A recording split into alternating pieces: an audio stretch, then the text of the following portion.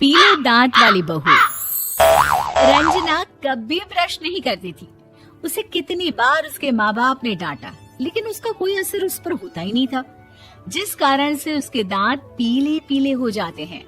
शादी के बाद अरे बहू, वैसे तो तुझ में कोई कमी नहीं है, पर तेरे दांत इतने पीले कैसे हैं बेटा? कैसे मतलब? कोई सर्जरी थोड़ी ना कराइए। वो तो क्या नाम, मैं ब्रश नहीं करती थी तो पीले हो गए। अब क्या करूं? आप कहे तो लाल करवा लूं या फिर काले? यार ये क्या है, क्यों माँ से लड़ रही हो? लड़ रही हूँ? अरे मैं लड़ रही हूँ या ये बोल रही है कि दांत पीले हैं, पीले। अरे तपस्या थोड़ी ना की है इन्हें पीले करने के लिए। बकायदा ब्रश नहीं किया है 20 साल तक, तब जाकर। छी, कैसी बात कर रही हो? ये उस वक्त तो पीले नहीं थे जब हम लोग तुम्हें देखने आए थे।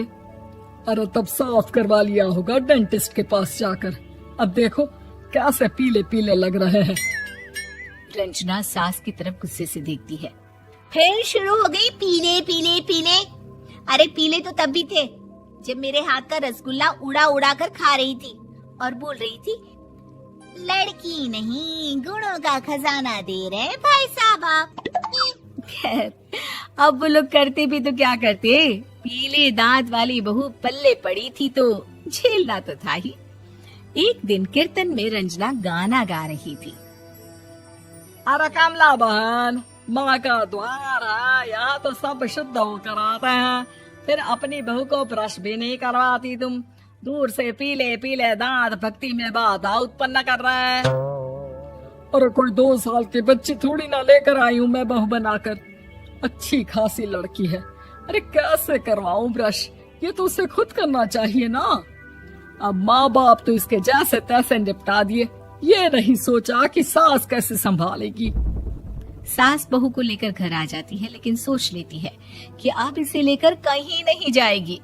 अगले रोज बहू कहती है, अरे क्या हो गया, मंदिर नहीं जाना क्या? कीर्तन का वक्त हो रहा है। मेरी मधुर वाणी से कान्हा जी जागते हैं और सोते हैं। आप तो जानती है ना उनकी भक्ति में कितना मन लगता है मेरा। वो क्या है ना, तबीयत ठीक नहीं लग रही है मेरी, आराम करूंगी मैं। तबीयत ठीक नहीं लग रही? अभी तो मिथुन के गाने पर नाच रही थी आप, और अब बोल रही है कि तबीयत ठीक नहीं लग रही।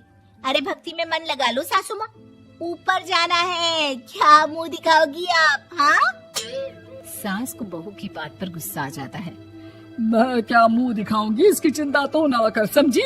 अपने मुंह की चिंता कर, जो ये पीले पीले दांत लेकर हर जगह पहुंच जाती है। पता है लोग कितना मजाक बनाते हैं। ना जी ना, मैं नहीं जाना कहीं तेरे साथ। तो ये बात है। कोई ना, मत जाओ, मैं अपने कमरे में ही बैठकर भक्ति कर लूंगी। ऊपर वाला दांत थोड़ी ना देखता है, मन देखता है, भावना देखता है। और अरे बस बस, तू सब कुछ दिखा, बस ये सफेद चमकदार दांत ना दिखाना किसी को, है? जा यहाँ से। बहू को सास की बात का कोई फर्क नहीं पड़ता, वो तो जैसी थी वैसी ही रह जाती है। सुबह नहाकर किचन में खाना बनाना, फिर खाना खाना, कीर्तन भजन करना और सो जाना। एक दिन, माँ जी मैं सहेली के घर जा रही हूँ, शाम को लेट आऊंगी। हाँ हाँ तो जाना, मैंने कौन सा तेरी आरती करनी है घर पर बैठकर। रंजना सहेली के घर जाती है, जहाँ वो पार्टी में जाने की तैयारी कर रही होती है। अरे शिखा, कहाँ जाने की तैयारी कर रही है? मैं गलत वक्त पर आ गई क्या? अरे नहीं यार, उल्टा सही वक्त पर आई है। मैंने ये साड़ी और ज्वेलरी निकाली है यार, शाम को इनके ऑफिस की एक पार्टी में जाना है। बताना कैसा लग रहा है ये सब? नहीं यार, इस ड्रेस के साथ तो वो वाली ज्वेलरी अच्छी लगेगी। हाँ हाँ सही बोल रही है, मैंने ध्यान ही नहीं दिया। वैसे तो हमेशा से मस्त फैशन सेंस रखती है। तो बड़ा जाती होगी ना पति के साथ पार्टी में। रंजना कुछ नहीं बोलती, बस सोचती है कि यार काश ये बात सही हो जाती। पर मैं क्यों नहीं जाती पार्टी में? क्या इन लोगों की कोई पार्टी होती नहीं होगी? रंजना घर आती है और रात में पति से सवाल करती है, एक बात बताइए, आप मुझे किसी पार्टी में क्यों नहीं ले जाते? क्या आपके यहाँ ऑफिस में पार्टी नहीं होती? पति बेचारा क्या कहता कि दांत पीले हैं तुम्हारे इसलिए। अरे कोई पार्टी होती नहीं हम लोगों के ऑफिस में, तो कहाँ से लेकर जाऊं? और मार्केट, मॉल, कहीं वीकेंड घूमना, कहीं तो। अरे यार सारे हफ्ते में एक छुट्टी मिलती है, तो सोचता हूँ कि आराम ही कर लूं। क्यों? रंजना मन मार के रह जाती है। पहले कभी सास के साथ मंदिर जाया करती थी, लेकिन वो भी सास ने ले जाना बंद कर दिया। घर बैठी बैठी रंजना बोर हो जाती है। तभी उसे आइडिया आता है और वो मायके जाने का सोचती है। सासू माँ, 2 दिनों के लिए मम्मी के घर जा रही हूँ। अच्छा अच्छा ठीक है, आराम से जा। और हाँ, माँ से कुछ अच्छी आदत सीख कर आना कि कैसे शरीर के हर भाग की तरह दांतों की सफाई भी जरूरी होती है, समझी? शुरू हो गई ना आप। वो लोग आपकी तरह नहीं है कि छोटी छोटी बात का बतंगड़ बना दे। उन लोगों के लिए मैं मायने रखती हूँ, ना कि मेरे पीले पीले दांत। रंजना माँ को बिना बताए उन लोगों को सरप्राइज देती है, लेकिन जैसे ही वो दरवाजे पर पहुंचती है, अंदर देखती है कि घर वाले कहीं जा रहे होते हैं।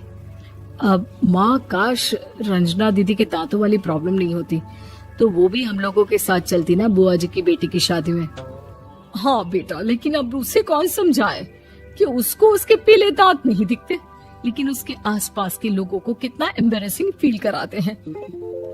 मुझे तो कितनी बार उसके स्कूल की टीचर ने शिकायत की कि उसके साथ कोई लड़की बैठना भी नहीं चाहती, और ना ही कॉलेज में कोई उससे बात करना चाहता था। लेकिन पता नहीं क्यों उसे ये बात समझ में ही नहीं आती। कोई कमी नहीं है उस लड़की में, बस यही कि दांत पीले हैं। वो तो भला हो जीजा जी और उनकी माँ का, जो दीदी को जैसी है वैसे ही रखा हुआ है। रंजना को अपने घर वालों की बात सुनकर बहुत दुख होता है।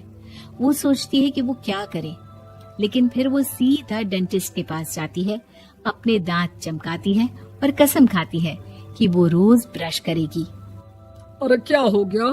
तुम तो 2 दिनों के लिए गई थी ना, पर कोई ना, अच्छा है, चलो आ गई तो।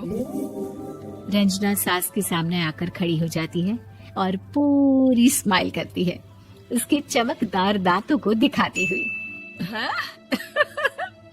चले मंदिर? माँ, मुझे माफ कर दीजिए, मैंने आप लोगों को बहुत एम्बैरेसिंग फील करवाया। मैं आज से रोज ब्रश करूंगी।